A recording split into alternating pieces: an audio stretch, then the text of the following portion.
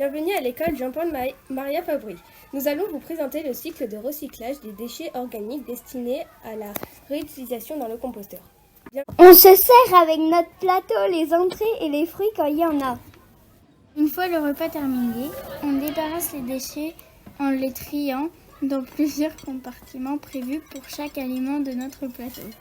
Les déchets pouvant aller au compost y sont envoyés.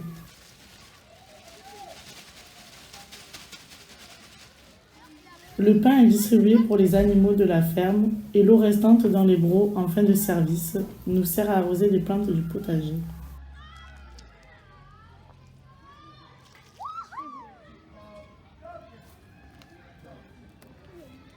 L'engrais fabriqué à partir du compost est mélangé à la terre avant d'y ajouter les plants de légumes.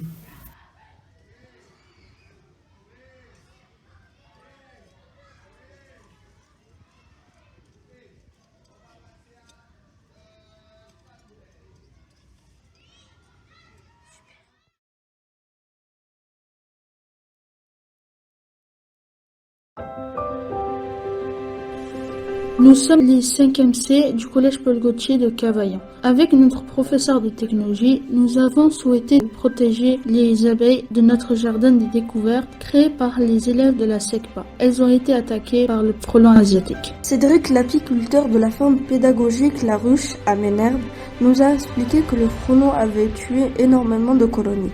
Il fallait agir. Nous avons donc réfléchi en classe à l'élaboration d'un nouveau piège à frelons. Nous avons observé différents pièges, regardé des témoignages d'apiculteurs et nous avons créé notre prototype de piège à frelons avec notre professeur de technologie.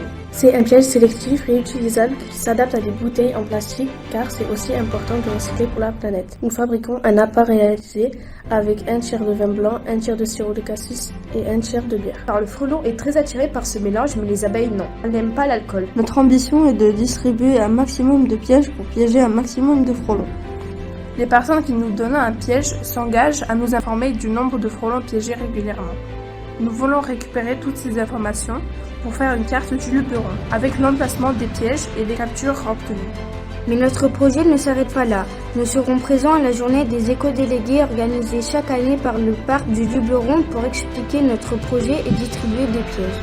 Nous avons décidé de faire un film pour informer tous les élèves de Cavaillon de la nécessité de piéger au printemps et en été le frelon asiatique. Green Act numéro 2. Nous sommes 8 éco-délégués engagés dans le club Evergreen du lycée Saint-Louis-Sainte-Marie sur Gignac-Lanert. Nous avons la responsabilité de mener à bien la 2e édition d'un véritable projet de développement durable dans toutes ses dimensions aux côtés de la fondation Sulubai à Pangatalan. En 2020, un premier groupe de lycéens est parti visiter l'île et comprendre les problématiques qui touchent l'écosystème corallien ainsi que les populations locales. Riches de ce voyage, ils nous ont passé le relais tout en nous racontant leur expérience inoubliable. Ainsi, début mai 2024, nous allons pouvoir observer l'évolution de notre prothèse corallienne numéro 113 et en poser une autre. Afin de compenser notre empreinte en carbone liée au voyage en avion, l'idée sera de repeupler une partie de la mangrove détruite par l'homme en plantant des propagules de palétuviers.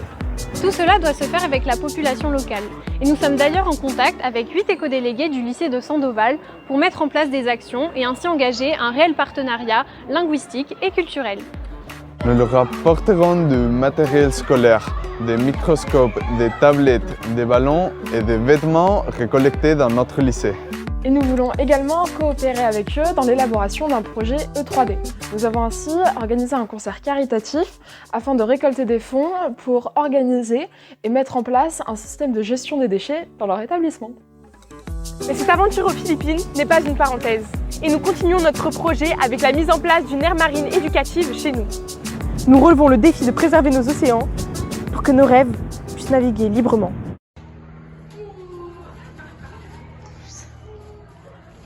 On va vous présenter le robinet à poussoir. Les robinets à poussoir permettent d'empêcher le gaspillage d'eau car dès qu'on l'ouvre et qu'on repart, il se ferme automatiquement tout seul comparé à d'autres robinets.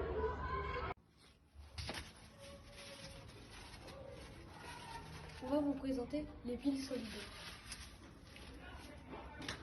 Depuis 2 ans, dans le collège, nous ramassons les piles solidaires. Les enfants peuvent venir en poser et aussi nous faisons les bouchons. et aussi les brosses à dents et les stylos, les cols et les camions viennent les ramasser. On va vous présenter la mise en veille des appareils électroniques. Donc tous les soirs, il y a une personne qui vient voir que tout est bien éteint, le vidéoprojecteur, l'ordinateur, et pareil pour avant les vacances.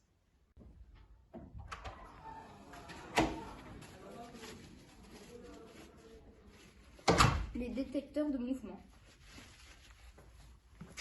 Le collège est équipé de détecteurs de mouvement qui, quand quelqu'un part de la salle, la lumière s'éteint.